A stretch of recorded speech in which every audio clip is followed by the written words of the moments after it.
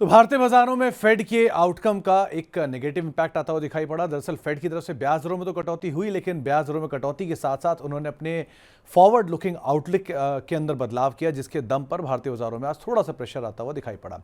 Pressure की intensity आज front line index में ज्यादा थी। हालांकि मिड कैप स्मॉल कैप में भी दबाव था, लेकिन उतना ज्यादा दबाव नहीं आपको दिखाई पड़ेगा। इंडेक्स की पहले बात कर लेते हैं। सेंसेक्स करीब करीब 1.25% नीचे आज बंद होता हुआ दिखाई पड़ा। निफ्टी भी करीब करीब 1% नीचे या बिकवाली के साथ बंद हुआ। निफ्टी बैंक में आज करीब 1% के आसपास का दबाव देखने को मिला। मिड कैप इंडेक्स हालांकि 1/4% की बिकवाली के साथ बंद हुआ और स्मॉल कैप इंडेक्स भी करीब करीब 0.5% के आसपास की बिकवाली के साथ आज बंद होता हुआ दिखाई पड़ा। निफ्टी में आज फिर एक बारी फार्मास्यूटिकल का दबदबा रहा, जहां पर डॉक्टर रेड्डी 4% ऊपर रहा। दरअसल एक नमूरा का नोट आया और नमूरा ने अपग्रेड करके टारगेट्स को बढ़ाया, जिसके दम पर आज डॉक्टर रेड्डी में 4% का उछाल रहा। सिप्ला 2% की तेजी में रहा। बीपीसीएल करीब करीब 2% का उछाल यहां पर देखने को मिला और फार्मास्यूटिकल स्पेस से सन फार्मा 1% की बढ़त के साथ आज बंद होता हुआ दिखाई पड़ा। तो निफ्टी के 4 में से 3 गेनर जो थे वो फार्मास्यूटिकल स्पेस के थे। आज प्रेशर था बजाज फिनसर्व में 2.5% के आसपास की बिकवाली। मेटल से जेएसडब्ल्यू स्टील लगातार तीसरा दिन जबकि बिकवाली में 2.5% के आसपास का दबाव। बजाज फाइनेंस करीब करीब 2.5% के आसपास की बिकवाली। और इंटरेस्टिंग है कि पिछले 3 साल से अब तक बजाज फाइनेंस का जो रिटर्न है वो ऑलमोस्ट जीरो है।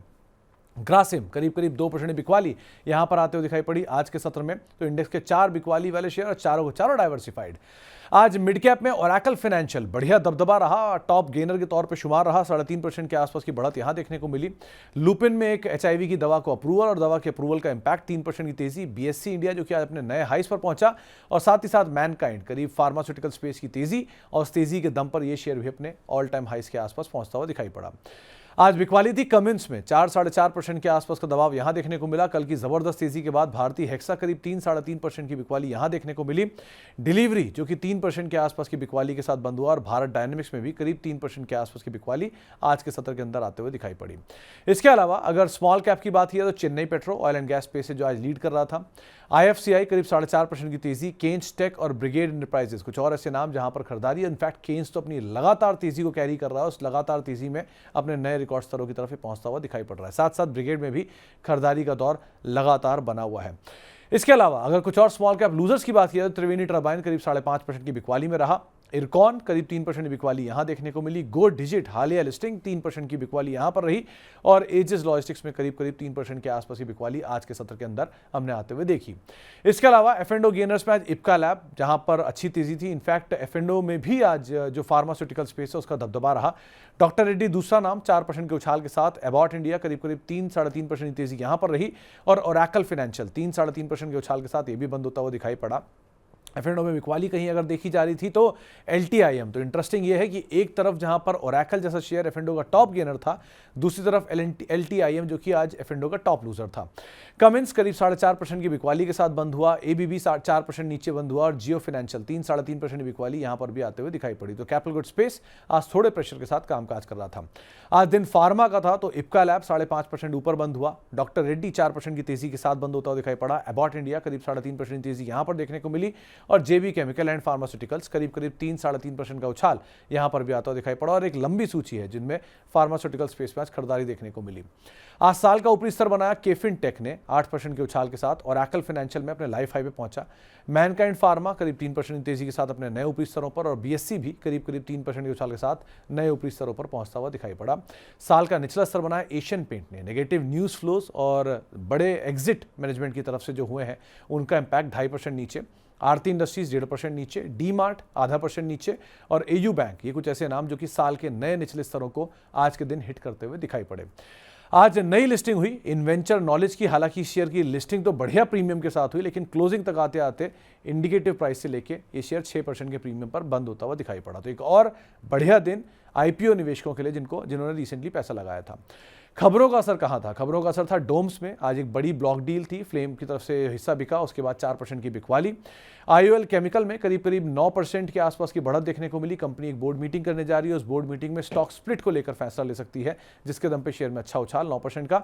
लुपिन की एक दवा को मंजूरी मिली। इनकी एक दवा जो कि एचआईवी से रिलेटेड है उसको मंजूरी मिली, जेनरिक वर्जन है, 3% का उछाल देखने को मिला। और गुलशन पॉली इनकी असम इकाई को पीएलआई को मंजूरी मिली, जिसमें 2 रुपये पर लीटर के आसपास की इन्हें पीएलआई मिलेगी, जिसके दम पे स्टॉक में 2% का उछाल आज के सत्र में आता हुआ दिखाई पड़ा। ये तो रही बात अब आज तक की। अब कल के लिए क्या स्ट्रैटेजी रखें? देखिए, कल सबसे पहले तो निफ्टी में कॉन्ट्रा ट्रेड लेने की बातचीत कर रहे हैं आशीष बेहेती जी। उनका मानना है कि आप यहाँ पे खरीदारी कर सकते हैं कॉन्ट्रा ट्रेड, और अगर आप खरीदारी करते हैं तो आपका टारगेट रहेगा 24,200 और आपका स्टॉप लॉस रहेगा, इनफैक्ट 24,850 आपका टारगेट रहेगा और 24,200 आपका एक स्टॉप लॉस रहेगा। उसके हिसाब से आप रणनीति बना के चल सकते हैं, लेकिन लॉन्ग साइड पे अपनी पोजीशंस को आप रखिएगा।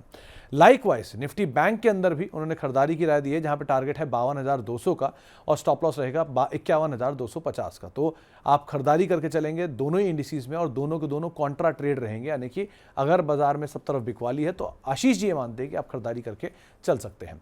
ये तो रही कल के लिए इंडेक्स पे आपकी स्ट्रैटेजी। अब कल के लिए किन कंपनियों पर नजर रखेंगे? तो के सॉल्व के ऊपर आप नजर रखिएगा। कल शेयर विभाजन के ऊपर एक बोर्ड बैठक है, शायद वहां पर कुछ फैसला आता हुआ दिखाई पड़े, उस लिहाज से आप इस कंपनी पर नजर रखिएगा।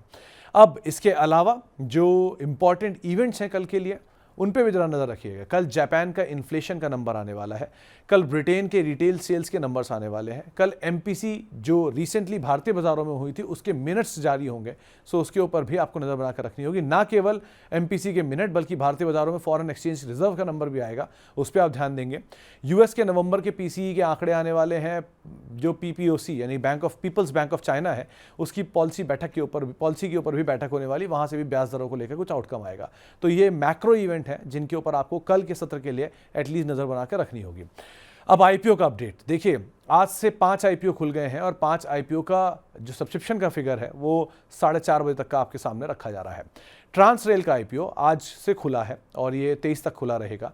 410 से 432 का प्राइस बैंड है। 839 करोड़ रुपए इसमें आईपीओ के जरिए जुटाए जा रहे हैं। 4:30 बजे तक करीब करीब दोगुना सब्सक्राइब हो चुका था। डैम कैपिटल 270 के 283 के बीच में इसका कहीं प्राइस बैंड है। 840 करोड़ रुपए आईपीओ के जरिए जुटाए गए हैं और ये भी 4:30 बजे तक करीब करीब 2.7 टाइम्स सब्सक्राइब हो चुका है। इसके अलावा कुछ और आईपीओज में ममता मशीनरी छोटा आईपीओ है, 230 से लेकर 243 रुपए का प्राइस बैंड है। 180 करोड़ रुपए के आसपास जुटाने की योजना है। 16 गुना यह आईपीओ अब तक सब्सक्राइब हो चुका है 4:30 बजे तक। सनातन टेक्सटाइल करीब 305 से 321 का प्राइस बैंड है। 550 करोड़ रुपए आईपीओ के जरिए जुटाने की योजना है और रफली आधा गुना यानी कि 44% ये ऑलरेडी सब्सक्राइब हो चुका है 4:30 बजे तक। आखिरी आईपीओ की अगर बात की जाए तो लास्ट आईपीओ है कॉनकॉर्ड इंफ्रा का, करीब 665 से लेकर 771 रुपए इसका प्राइस बैंड है। 500 करोड़ रुपए आईपीओ के जरिए जुटाने की योजना है और ये भी करीब करीब आधा गुना यानी कि 60% के आसपास सब्सक्राइब हो चुका है। ये सभी आईपीओ का दूसरा दिन जो होगा वो होगा कल, और उसके हिसाब से हम नजर रखें किस तरह के सब्सक्रिप्शन में फिगर आते हैं। लेकिन प्राइमरी मार्केट गुलजार है, सेकेंडरी मार्केट में न्यूज़ फ्लोज है और इवेंट फुल डे है, वॉलेटिलिटी है, सो उस लिहाज से आपको बाजार के ऊपर नजर बना के रखनी होगी।